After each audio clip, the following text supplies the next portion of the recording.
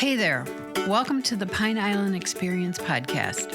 I'm Joanna Anderson with my husband, Trygve. Each of our episodes will be conversations with fellow Pine Islanders. The goal of our podcast is to share with you our experiences, what we have found to be fun, and what makes the Pine Island experience so unique.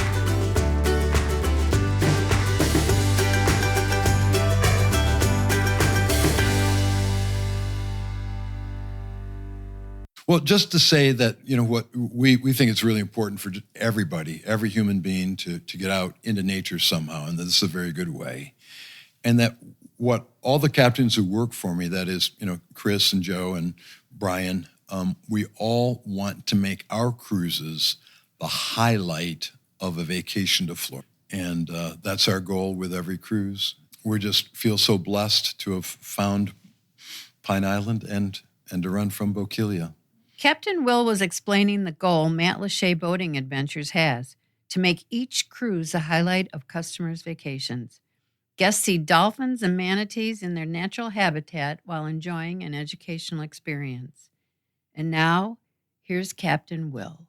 Today, we have with us Captain Will Olst from Matlacha Boating Adventures. We're excited. We got to get you just before the season starts getting very active. So thanks for coming. Oh, you're very welcome. Thank you very much. We always start in the beginning. We want to know a little bit about you before we talk about your company. A little bit about where you're from, where you grew up, where you went to school, how you got into boating. Can you tell us about that? Yeah, I sure can. Yeah, I was raised in Lansing, Michigan. Went to the same junior high as Malcolm X and the same high school as Magic Johnson, but neither of them at the same time that I happen to have, been in attendance at those schools. Went to Central Michigan University, majored in history and English, and then I joined the Navy. And after training in Newport, Rhode Island, when people ask me how I happened to move to Florida, I usually say I received orders from the chief of the Bureau of Naval Personnel to report to an aircraft carrier home-ported in Pensacola, and I followed those orders. And so I served on an aircraft carrier for 4 years in Pensacola, and that's how I happened to move to Florida, and then ended up after that teaching high school in the West Palm Beach area, and then Jupiter, and then Stewart.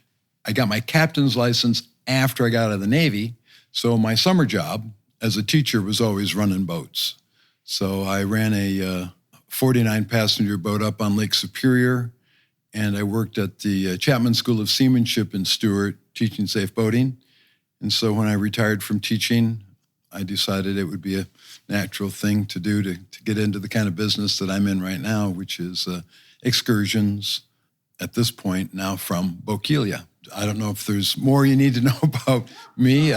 So Yep. Pensacola down to West Palm, what was that? Just a job opportunity, or Yes. get a lot of that? It's just, it can get cool in Pensacola. So you were moving for warmth? No, yeah, I didn't major in education, and at that time in the mid '80s, a lot of Florida school districts were growing very rapidly. Mm-hmm. I went back to the placement office at Central Michigan. The placement office told me to talk to a man in West Palm Beach.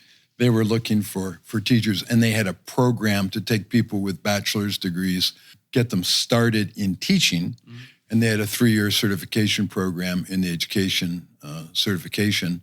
So that's how I happened. I just applied for a job there, started teaching at Forest Hill High School, and then I taught most of my career at a magnet school in the International Baccalaureate. And you said you were teaching history? I started in English and then switched over to history.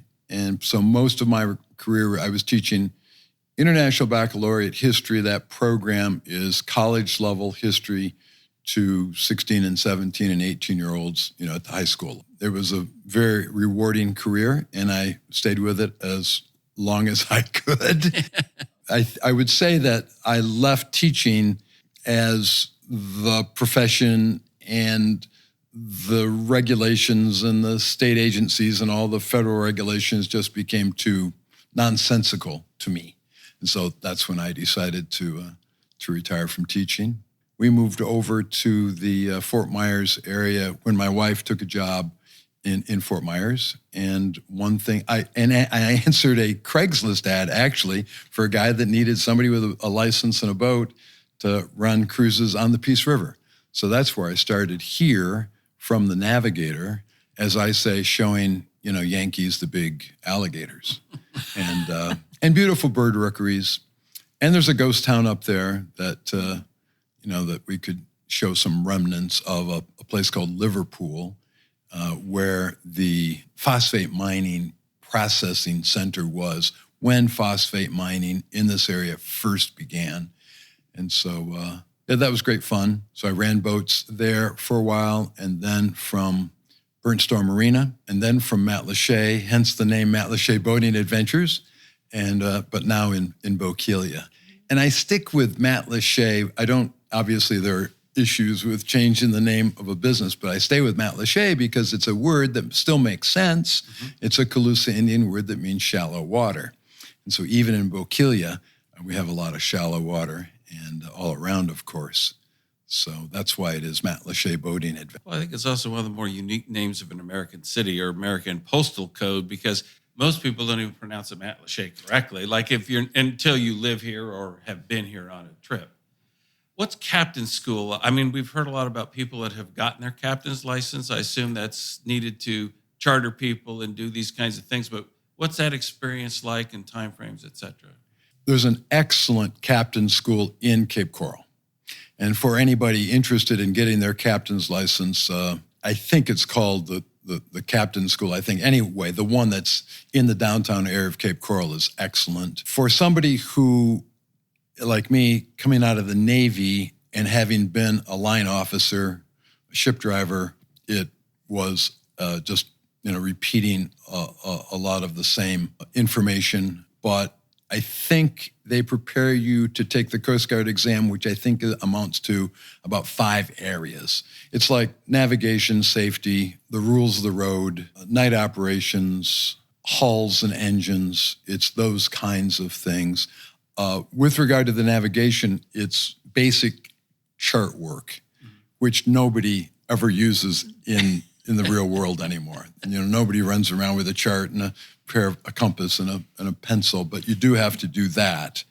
But that gives you, a certain kind of a background that's very important. The nice thing about the school, most of the schools around, but the one in Cape Coral, you actually are prepared for the examination, and then you take it at their facility. They're a Coast Guard facility for that. And then there's also a physical exam, a couple other requirements, and that's renewable every 5 years. It's a lot of paperwork. They handle that for me over there. And then they have a doctor, an occupational doctor who handles the physical exams. And the other part of it, of course, is you have to certify a certain amount of experience on the water. So that's the other thing is 365 days in the last 5 years. I believe that's what the requirement is. 4 hours of, on the water each day, running a boat or being a deckhand for a captain is sufficient for that. These days, when I renew my license, they always say to me, weren't you ever at home? I mean, how many, you can have so many days on the water? Who's your wife? What does she say about it? And that's, that's kind of a thing that trips up some people. That how do you get out on the water enough, but not for those of us that are running cruises a lot out here. You're out all the time. Yeah, quite often. The busy season, of course, is March is the peak of the busy season here, of course, and the slow season is July, August, September. I work with the concierge at the Gasparilla Inn for some of my business, and they open this year, October 8th, kind of typical. They used to open the beginning of November, but now they open early, and that's when I consider my season beginning, is when the Gasparilla Inn opens. We get really busy, when kids are out of school and around Christmas and through New Year's, and then it kind of slows down a little bit, and then by the time we get to the end of February and all of March and most of April, we're not doing much in the way of advertising at that point.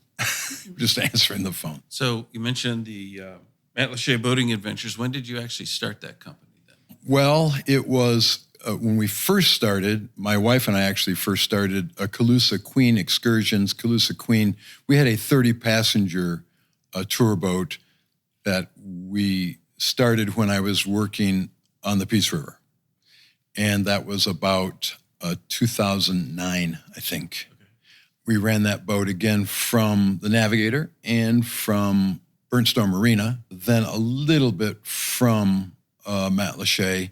And when we moved to Matlacha, moved the business to Matlacha, we sold that boat and downsized. I run a World Cat power catamaran that has a capacity of 10, often run either as a 6-pack operation or as a charter with more people, and also a Hurricane deck boat that has a capacity of 8, often run again as a six-passenger a boat, but with a charter contract.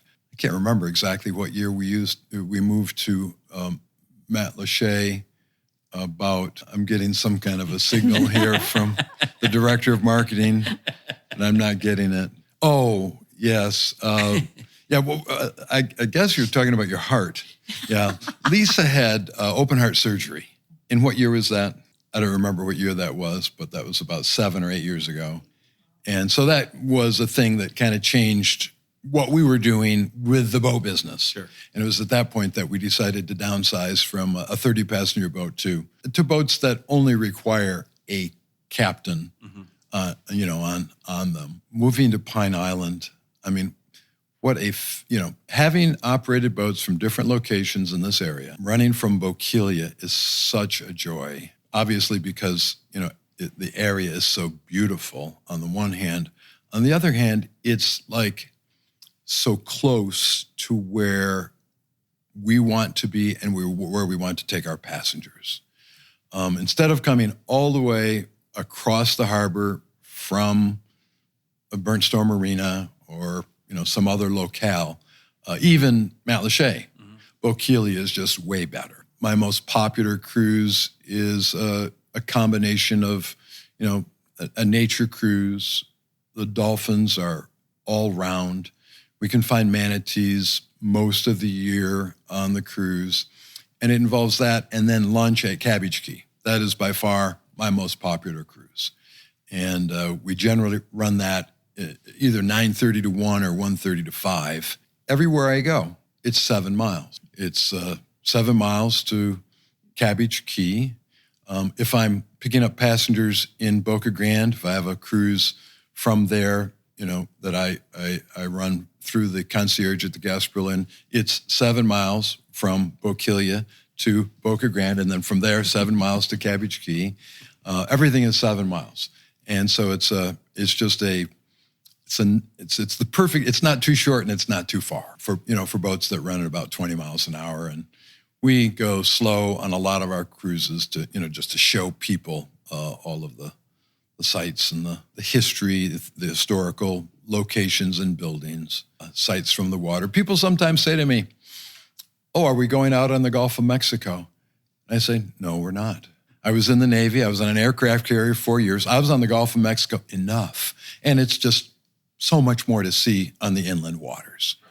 And so I have some kind of an answer to just about all the questions, as it turns out, after these years. Well, I would assume that distance then also helps with your guest satisfaction, because now if you really enjoy the water and boating, to your point, a long ride across Charlotte Harbor is not that big a deal.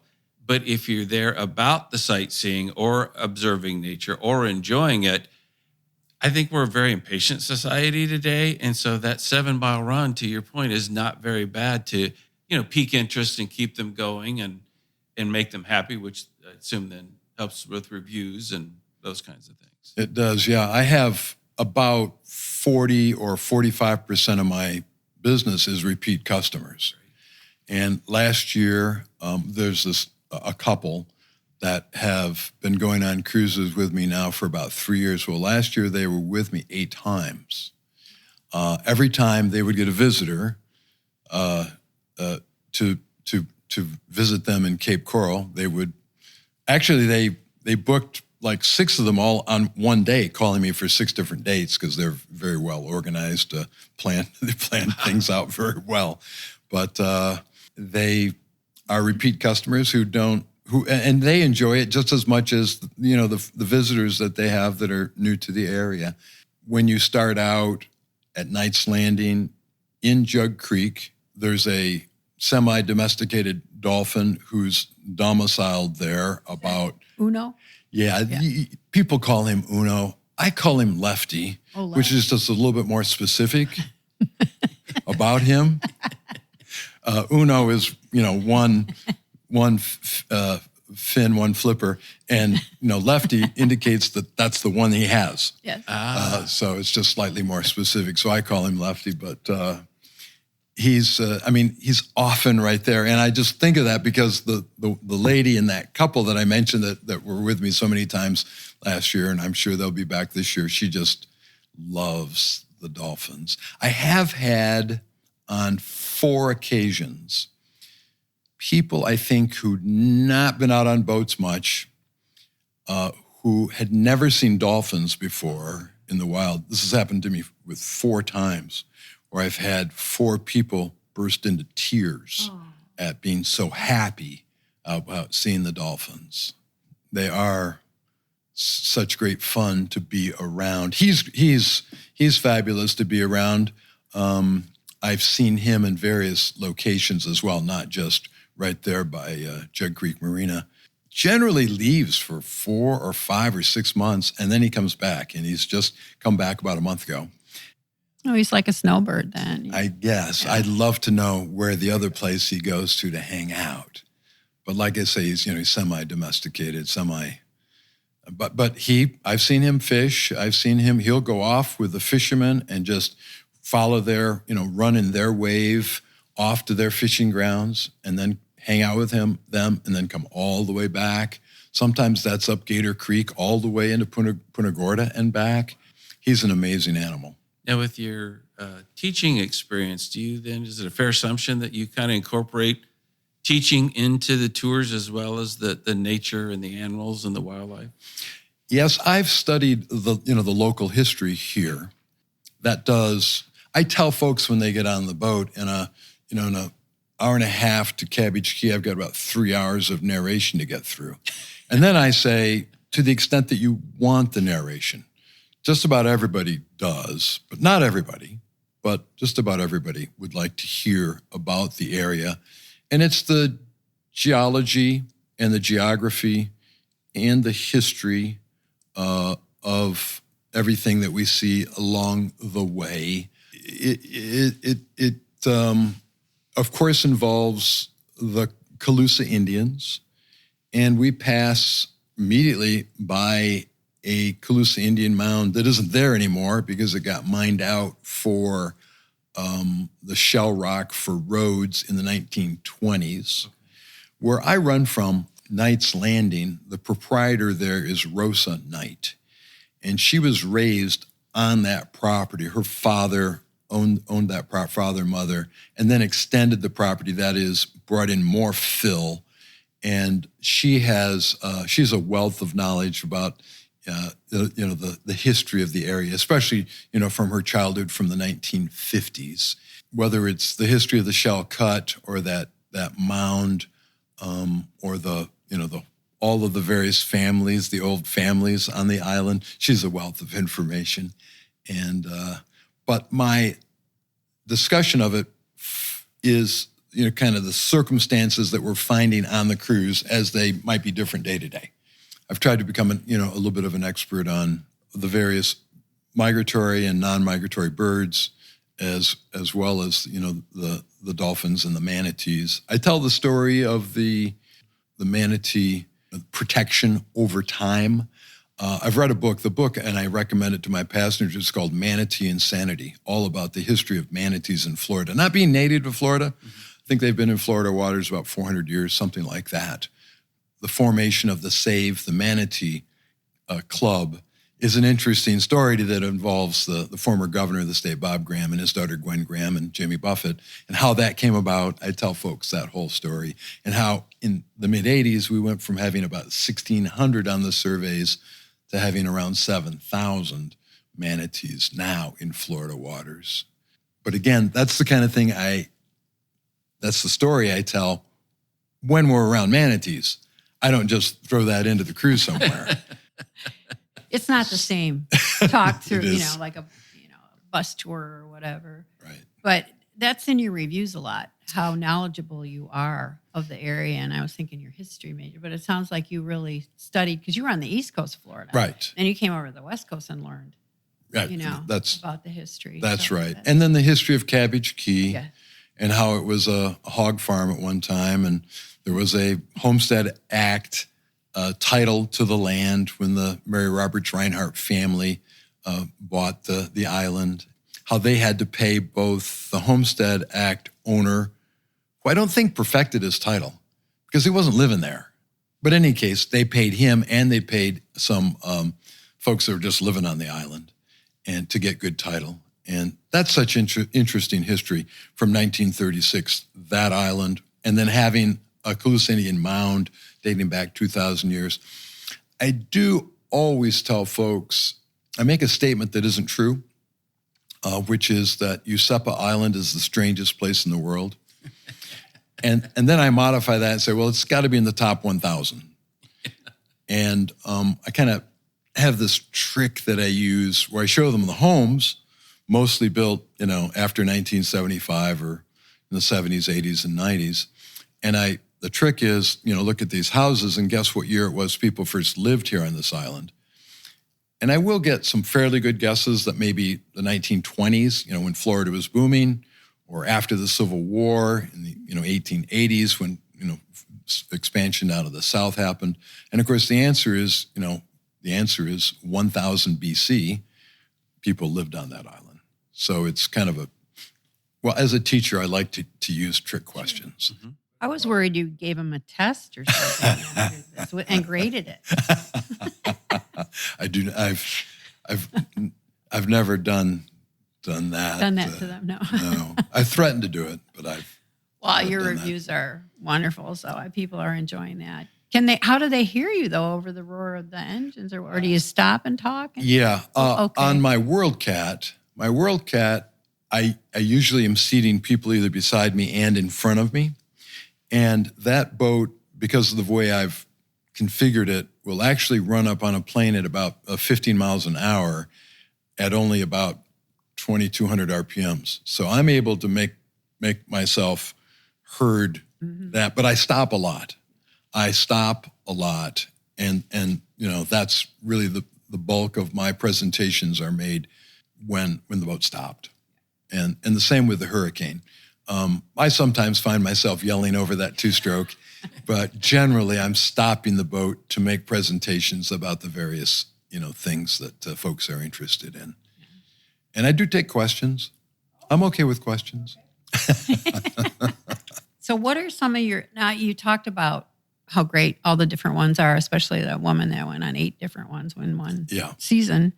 But what's some of your favorites, like Cayo Costa? I know you do water taxis too. Yeah, I do water taxi. Yep. Added that last year a little bit more for Cayo Castaways, which is a rental unit on Cayo Costa. And so, sounds like Gilligan's. It is. It's very remote. Of course, it's when I do that water taxi service, it's the maybe 4 or 6 or 7 or 8 people that are renting it for the week, and all their luggage and all their food.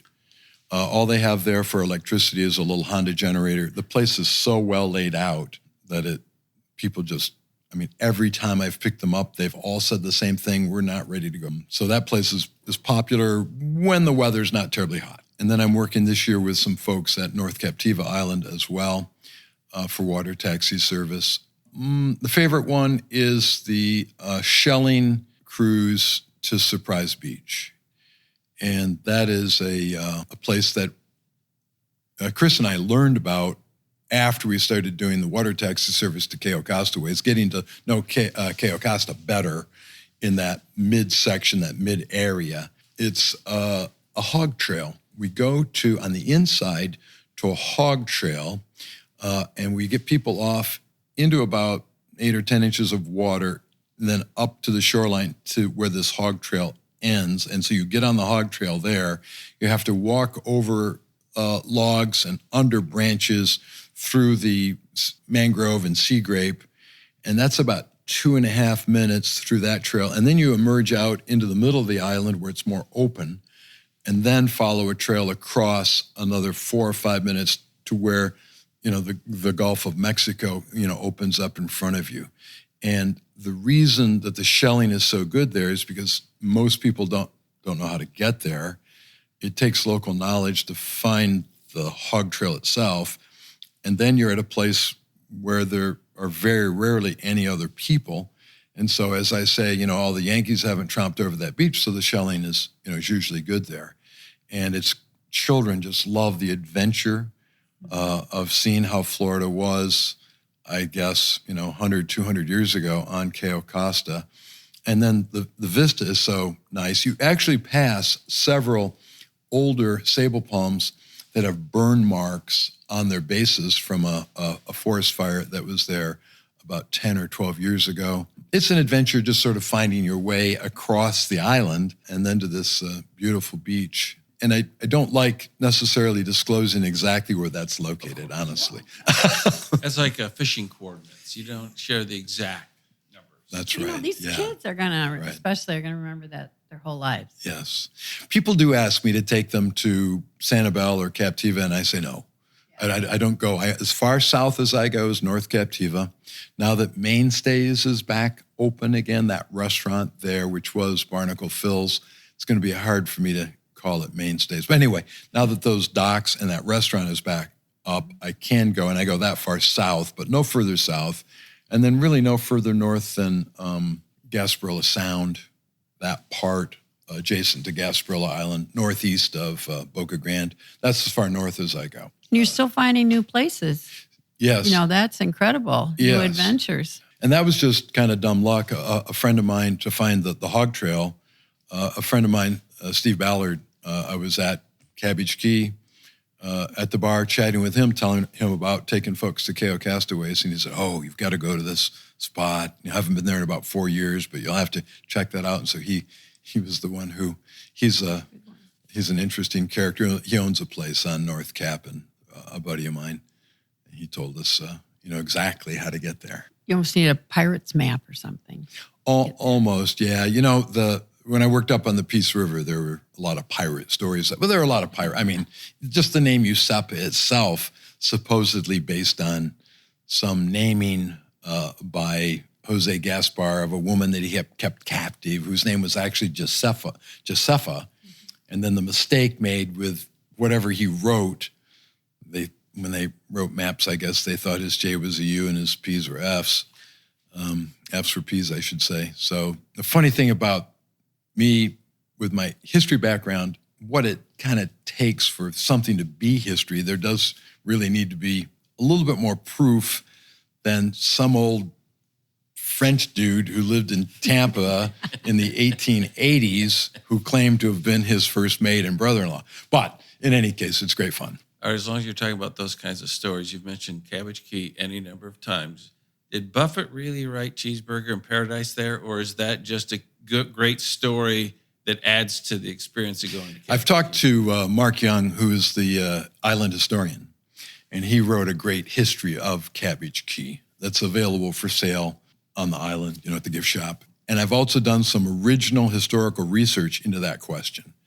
And the original historical research that I did was reading a TripAdvisor review. When we first started running to Cabbage Key, I decided to read reviews, like apparently you have as well. Yeah. And this woman wrote a review after having stayed at the A-Frame, a rental unit there, for a week. And she said, we had a great time. My husband and I, it was our 20th wedding anniversary. Everybody we met here was really nice. The employees were especially nice. The food was fabulous. The accommodations were great. And it was a 5-star review. But the last line was, however, stop telling people that Jimmy Buffett wrote Cheeseburger in Paradise here, because I know he didn't. Ooh, that was your source. She must have read, a pirate looks at 40 or Yes. whatever. So the nice thing about TripAdvisor is they allow the merchant to respond. And I think it was Mark Young who responded with, thanks so much for your 5-star review and your kind words. I'll pass them on to our employees that got to know you. By the way, we never, ever have told anybody that Jimmy Buffett wrote Cheeseburger in Paradise here. It's the boat captains that do that. Ooh. And he said, I have done some research. He has stayed with us at least twice. The last time was 1985. He stayed prior. He was there for a week, and then he had a concert in Fort Myers. Mm-hmm. I think Mr. and Mrs. Wells went to that, and some other, maybe some bartenders and some of the wait staff. And he went on stage after staying at Cabbage Key in Fort Myers, and he said, I had a great time at Cabbage Key. I've got some new friends from Cabbage Key that are with us tonight. And I have a new song. I've never played it in public before, and I want to dedicate the first live performance of this song, to all of my friends at Cabbage Key. And then he played Cheeseburger in Paradise for the first time. And so the answer is no, but there's a pretty good story. Well, but an interesting connection that he played it in front of Cabbage Key friends for the first time, which probably only helped fuel the whole thing. It did, and then the boat captains. We're always looking for some story to tell. You got to have a hook. I mean, there's other charter captains or other things to do, to be honest with you. You could go out fishing or lay on the beach or whatever. Right. No, we all have to have stories. I do tell my passengers that at least 95% of what I tell them is true. So they're listening for the 5%. That's right. Yep. Sometimes they identify it right away. Sometimes they don't. Now, does your business actually have hours, days of the week and hours, or how do you handle that part? No, it doesn't. Okay. I mean, it doesn't. I mean, I have certain parameters. Right. The most important one on timing is to get to Cabbage Key before it gets crowded. Gotcha. So that's one parameter. So during the busy season, I don't go there after 11:05, mm-hmm. and I don't. But then, I mean, I will go there after that, but not until about 2. Gotcha. So that's one kind of timing parameter that I do have with whether I'm leaving from Bokeelia or whether I'm leaving from Boca Grande. But I'm generally available for cruises. I like to do almost all of it sometime between a 9 a.m. departure, 9:30, and then done at 5. I do get people who ask me for sunset cruises, and they'll ask me for sunset cruises in the summer when the sun doesn't go down till 8:30. Mm-hmm. As I'm getting older, I usually say no. Mm-hmm. I usually recommend somebody else if I can, right. But or try to talk them into going during the day. That's the bulk of what we do is either a morning cruise, 9:30 to 1, or an afternoon cruise. No matter where we happen to be going, 1:30 to 5. And then how best to get a hold of you? Website, phone number, email, any of that? Yeah. The best way is by a call to my phone or a text message. And my website, of course, has the phone number. And I think it actually does. It does. And then there's a way to submit on my website an email as well. I'm not as fast at responding to email. Some people want to, go on a cruise the next day or that afternoon or whatever. In which case, the best way is to call, and if I don't answer, send a text. You have a wonderful website, by the way. Everything's on there. All the different cruises. It's lovely. Yeah. And, that's why I brought the director of marketing here to take this accolade here. It's wonderful. Well, I appreciate that. Yeah, I looked at it just the other day after having now looked at it for about a year, and I texted Lisa right away and told her how fabulous I thought it was. It works really well for us. Yeah.